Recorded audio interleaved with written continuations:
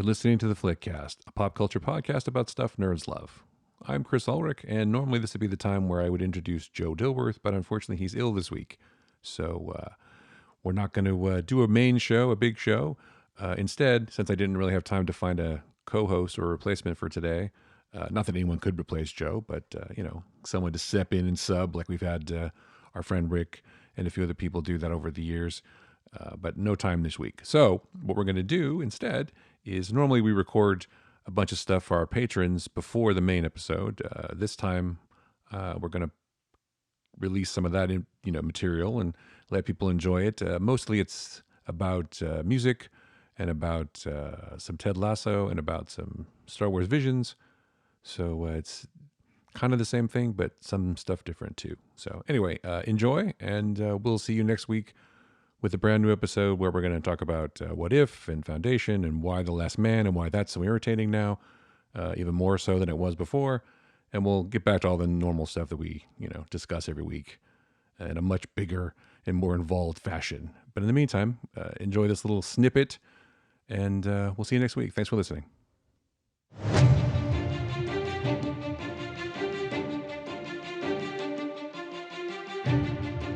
Entertain us.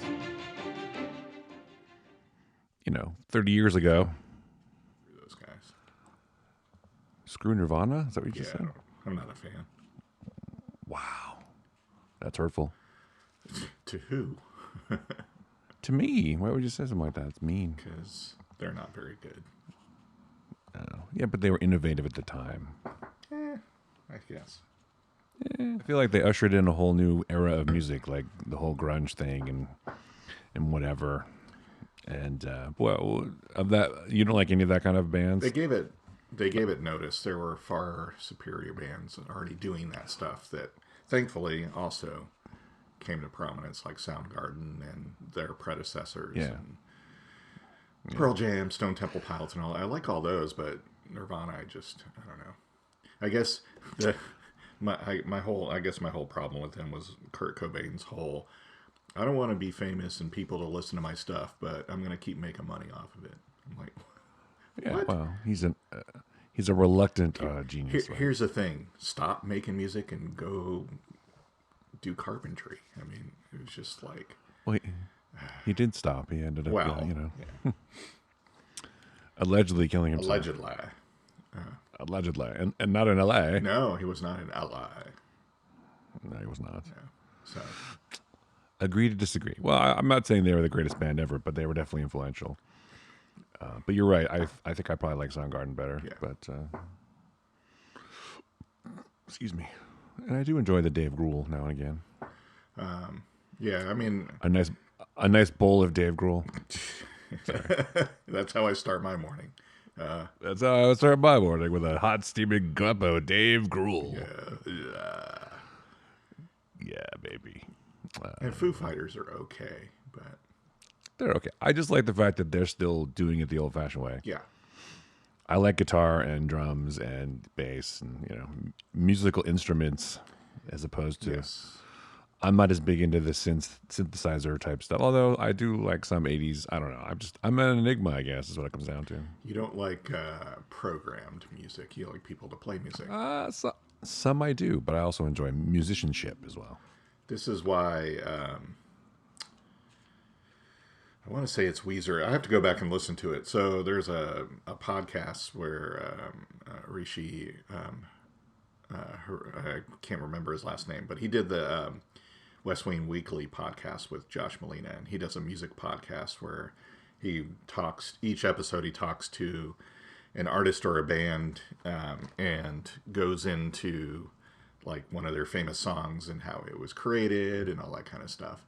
That's neat. And it was either Weezer or Death Cab for Cutie, and I'm pretty sure it was Weezer that was like, yeah, I have like I have genres of music and snippets of lyrics and formats of music all on a spreadsheet, and I basically just kind of mix and match when I'm making a song, and then that's our song. And I have a whole thing that's just a bunch of lyrics, and I find the lyrics that fit. And I was like, wow, that's a really terrible way to do a song, but okay.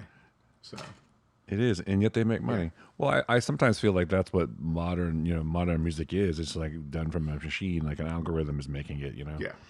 A lot of But it is. I mean, there's still some real bands out there, but there are, but I feel like there's a lot of like, let's make everything rhyme, and then let's program these yeah, things and these, whatever, and this will be the hook we use for everything. And I don't know.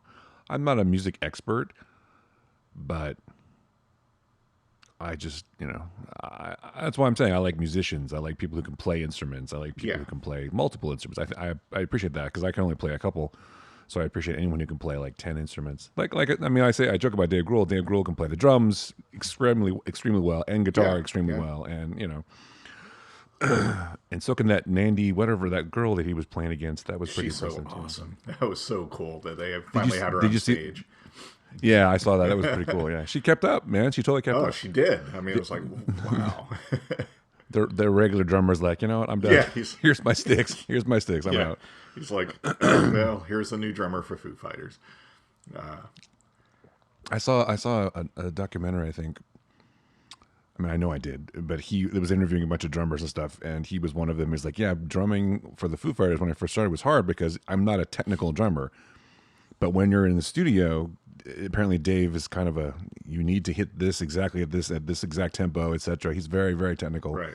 and he's like, I was having trouble with that because I was a rock drummer, but I wasn't like technical, and so they had some issues, not issues, but like some conflict, I guess, first starting out. But now they're tight. Obviously, he's been the same drummer for a long time, but Right. it's just I can see that because you need this track to be on this exact tempo and this exact, you got to match the click track or whatever, and it's got to be hard. So if you're not used to that, if you're used to just like winging it, so Yeah, I mean, because in reality, I mean, the drummer kind of sets, yeah, joking aside, sets the tone of the song when you're playing live, yeah, especially. I mean, they kind of control yeah, tempo and all that kind of stuff. And if you're not doing it in a way that everyone else in the band is ready for, then it's like, what are you doing?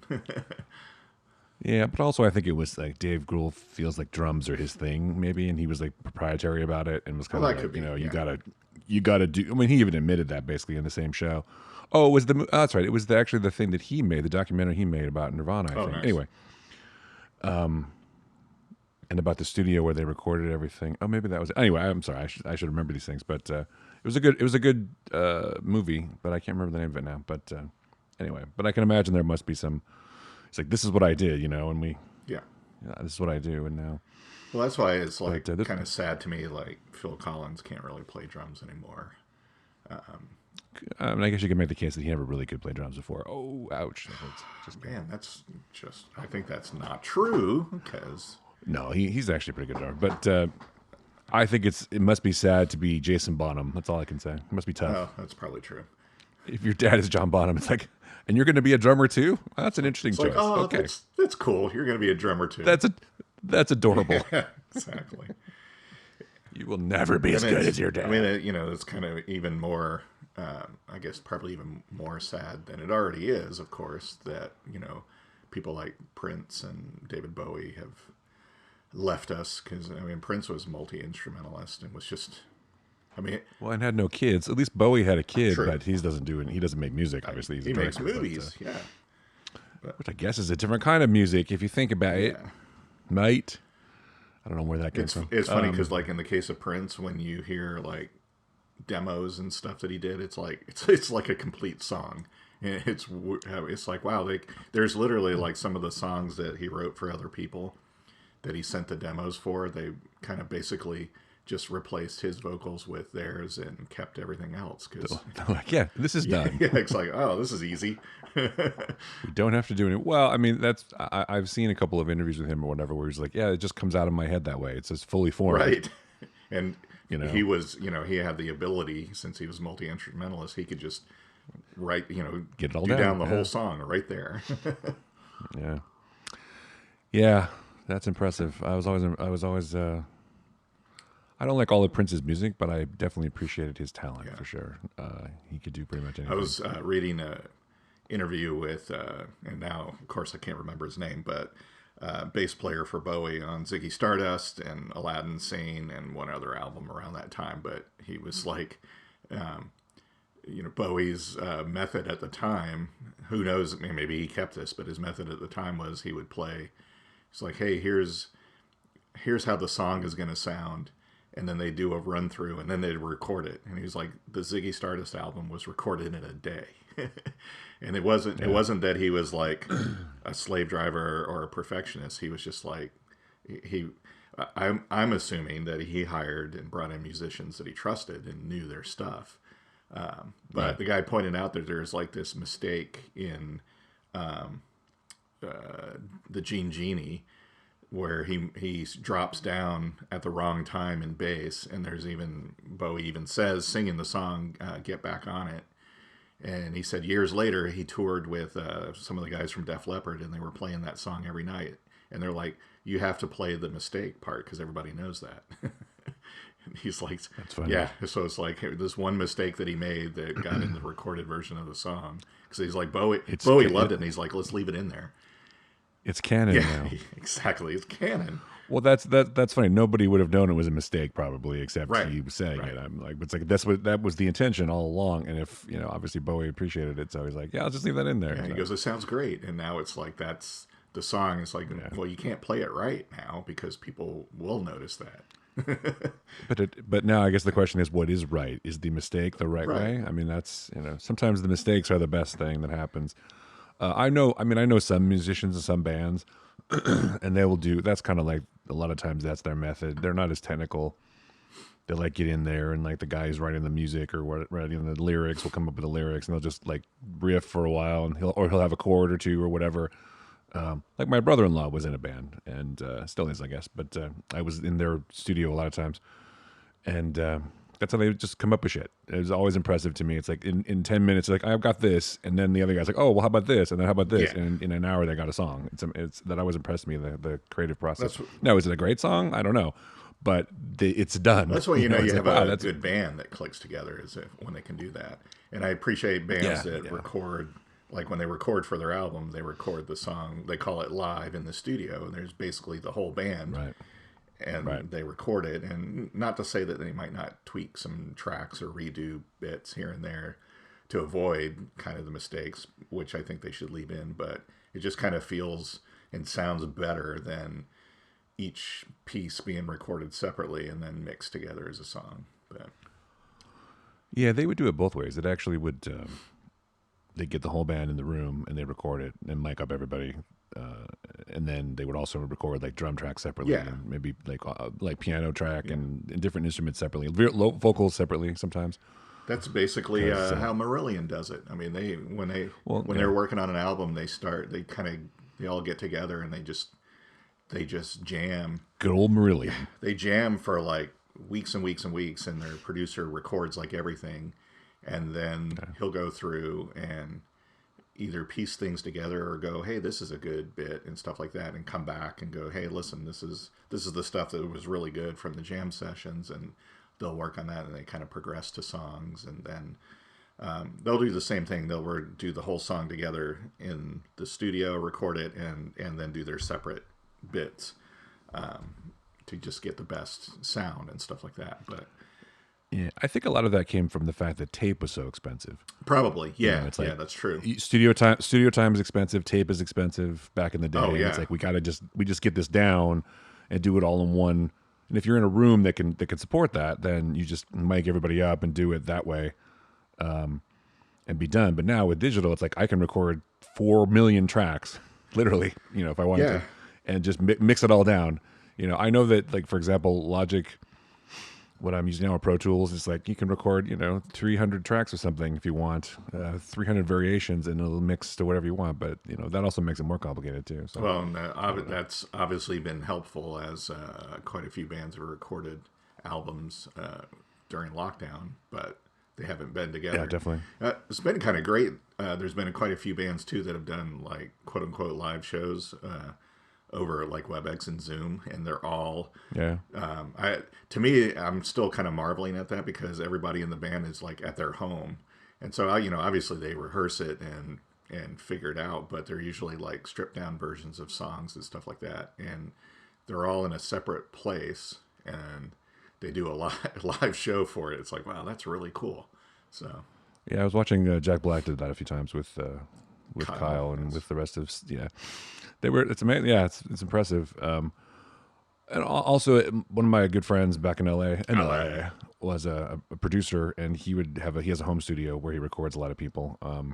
But he's just limited by the physical space too. Right. It's not he can't get everybody in there appropriately, so he has to do it sort of piecemeal. But then he works with a lot of singer songwriters too. Like he does a lot of like Liz Phair and Right. Right. I don't know I don't know who he's doing now, but I don't know. I can't remember. He's in some new album coming out, but yeah, it's just the studio space was the limit, so you have to kind of you only have like so much of a size of a booth, etc. So Yeah. like, well, this would be really good for podcasts. I could just come over here. It's like, yeah, I just got my Dolby Atmos set up. I'm like, well, that's cool because apparently that's what people need now. I don't know. Exactly. Well, but like you said, I think there's way too much of, especially pop music lately, that is done. If you done need by committee. if you need auto tune, there's a problem. Yeah.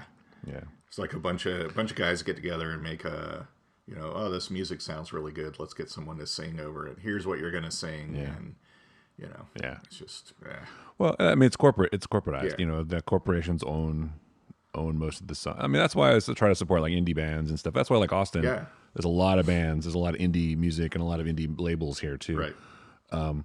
which is cool. And a surprisingly large amount of recording studios too, shockingly, or maybe unsurprisingly. But yeah, I would try to support that kind of thing. I mean, not now, obviously, because I can't go Sure. to anything. But Well, you can. I can. I suppose I could. That's true. But I'm not going to. So anyway. Well, this turned into a music show, which is fine. It did. We should splice this into the show because it's pretty good stuff. We were recording that. Yeah. I mean, can be our sort of deviation, not deviation, but our Bonus episode. That's the word. No, but what's the word I'm trying to think of? Our not deviation, but I guess it is a deviation technically from our usual topics into music. But music is part of it's pop culture. Nerds love music. I know I do. I So. definitely do. Yes. I've been teaching the kids. I've got a whole playlist for him. I got him I do the Apple HomePod stuff, and not like Alexa or anything. So I got him a HomePod for his room, so he can say, Siri, play this or that or whatever. So Exactly. he's been enjoying that. Play along with his keyboard, and eventually I'll give him the guitar, and maybe I'll get him a guitar for Christmas. We'll see. But Nice. But he's into music. He enjoys it a lot. So Excellent. That's very good. I mean, most of it is like I'm going to play the soundtrack from that Minecraft game or something. Pig Step. I'm going to play Pig Step over and over and over and over And over. Does he? His What's the Baby Shark song or something that people are on about? Yeah, that's Baby Shark is a thing. I've never heard I'm that. not going to sing it. Honestly. So You're lucky because I think it came along after your kids were older.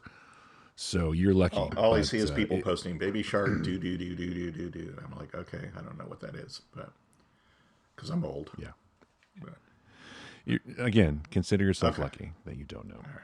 You never need to know. If you never are exposed to it, then you're better off. Honestly. I feel I need to though because people have done like memes and or videos with King Shark from Suicide Squad with the Baby Shark that's song. funny, Apparently, and I'm like, have you been watching Ted Lasso? No. Is that in Okay. there? Well, it is a variation of that is in there. see. There's a character named Jamie Tart. Is one of the soccer players or the football players, and they call Jamie Tart, which is like Baby Shark. I see. So it's a good show. I just feel like I'm missing You don't have Apple TV Plus, do you? I do, but I just haven't. Here's the thing, okay? So anything that Tell me the thing. Anything that maybe this is why I can't stand Nirvana. It's like anything that will like pretty quickly or instantly is like That everybody likes. yeah, everybody loves. I'm like so why? Who hurt you, man? I know, and so everyone's like from Why? episode You're one. more of a curmudgeon than I know. I am. Everyone's like Ted Lasso is the greatest show ever invented, and I'm like, no, I'm not gonna watch it. Maybe someday. I don't know if it's the greatest show ever invented, but I'll tell you what it has going for it. It came along at the right time. Would it have such a reaction if everyone also wasn't in lockdown and pandemic and the world seeming like shit? I don't know. Right. It's a feel good show. It's about knowing what your dreams are and trying to reach them. I mean, it's like a really uplifting kind of program, and then that's kind of, I think people are responding to it more But it aggressively because of all the shit that's but happening. it has, So would it, like I said, but would it be that good if, I don't know, but maybe, it has maybe serious not. moments and conflict and stuff in it, right? It's not like like Oh yeah, like a riff on happy shows or like a faux happy show. no, it's no, not like that at all. It's the character Ted Lasso, Jason Sudeikis' character is he's very about positivity and that's his coaching style. But yeah, there's conflict and there's conflict among the players. There's conflict among him and his family, and all that. I don't want to spoil Because it, what but I'm yeah, seeing is a lot of people are going there's more things going are on. off of it now because they're like, oh, the second season's just terrible and it's dark and I don't like it. So Well, sure, because it's always darkest before the dawn. it's always darkest before the dawn. No, it's true. I mean, the characters have to undergo change. So Ted can't possibly. He has to have crisis, right? He has to have a crisis of faith, if you want to say that. So he's got to go into a dark Right. place to come out into a better place. So eventually, it's only going to be a 3-season show. Okay. So eventually, he's going to turn it around, and there'll be a positive thing at the end. Hopefully, I mean that's how it's going to end up. I'm sure. Or they will reveal that he's like Dexter. He's really a serial killer or something. Yeah, the bodies are buried on the pitch. Yeah, exactly. It's like, wow, the grass touch the really grass. grows well there. Yes. It does. Well, that's a joke because in the first episode they go out to the pitch and there's a guy telling him, "Don't go on, don't touch the grass. You can't touch it." You know, so that's why it's just bodies. Yeah. There. But yeah, they're I think it's just funny too. I enjoy the comedy aspects of it, and I enjoy the feel good aspects of it. And the acting is good. I mean, the characters are fun. I mean, it's just a funny show, and I'm watching it more for the peripheral characters or the secondary players, if you will, instead of Ted. He's kind of annoying at some point because he's almost too earnest, if that makes sense. Right. But the rest of the characters totally make up for it, and they're especially like the Roy Kent character, the guy Brett Goldstein who just won the Emmy. He's really good in the show, and so is Juno Temple. She's awesome. It's great for the sort of for the co-stars. Yeah. And I think that's also Sudeikis' intent too, to give all of these people a chance to shine. He doesn't need to be in the spotlight. In fact, a lot of the show isn't even about him. There's a lot of things going on where they're cutting away from Ted. Ted's not in every scene or anything. So Okay. All right. he's more of a catalyst. I see. If you know what I mean, more of a catalyst for change or for growth than being a growth person himself. Although he changes too. So anyway, this is now a Ted Lasso podcast. It is. You're listening to Lasso, a podcast about Ted Lasso and his hijinks. Anyway, This is, yes, you're listening to Lasso, a Ted Lasso podcast about the Ted Lasso show that Lasso. everybody loves. exactly. And and then Joe is taking an opposite stance because he hates That's things that right. people love. I don't like things that are good. Why are you on a show about pop culture if you hate pop I culture? don't like things that are understand. good and pure. I don't like things that other people like. Right. That's why you like Marillion. Exactly. Well, it's true. See how I brought it around to Marillion It's again? true. It's funny because it's true. It's funny because it's true. The Sandman teaser that dropped at the last minute yesterday, too. Oh yeah, I've summoned the devil. Which one did I get? That's right. Don't trust him. He's a Lannister. He pays his That's debts. right. He pays his debts, careful. though. So, I mean, He pays his debt always. I mean that's nice. It's a weird catchphrase. We pay our debts. Okay. 'Cause So you're responsible people? I don't so know. if you go to work for evil in that universe and it's the Lannisters, at least you're going to get paid well. At least you're gonna get paid on You time. won't be Yeah, like, they don't- a certain other rich evil person that doesn't pay his contractors and people. not gonna- So you're not gonna have to sue to get your right, money. you won't get trumped in the Game of Thrones universe. So I mean that's nice. boy. I mean at least they pay their debts. So Yeah, exactly. I think that also means that they will fuck Well, you if you cross them, yeah. I mean, but not in a nice way. Oops, I just messed up my cards. I have this deck of cards on my desk and I'm fiddling with it. I should put it away. nice. You going to do some magic tricks for us in the show? Yeah, I'm gonna do some close-up magic during a podcast. Pick a card. Don't sounds tell great. me what it is. Don't show me the card. Okay, you got Is one. this your Okay. card? Yeah, that's great. So, Your card is this one, right? that's right. Yes. That would be an interesting trick if you could do like magic over Zoom, where someone could say, "Okay, oh, you know what is that? What's in your pocket?" And like the card is in their pocket, but it's over Zoom. That'd be pretty Well, there impressive. is. They have done them over TV where it's like they put like a certain number of cards on the screen, and you pick one, and they Yeah. pull it from the deck. I mean, it's obviously geared towards making you choose a specific card, but they've done those before, which are always impressive. So Most impressive. most impressive. So you haven't watched Star Wars Visions, then? No, Have I you? haven't watched that yet. There's a lot of stuff to watch this week. Yeah, it's just, I mean, you know about it, Yeah, right? It's a yeah, yeah, series of shorts based on the Star Wars universe, but done by like Japanese anime companies and yeah. stuff. And there's some amazing shit in there. So, It doesn't always land for me, but there's a lot of cool stuff. It's just like finally something interesting but is it that people are canon? doing with Star. I'm just kidding. No, it's finally something people are doing with Star Wars that's interesting. Right, right. Okay. Okay. Well, let's just start Okay. then.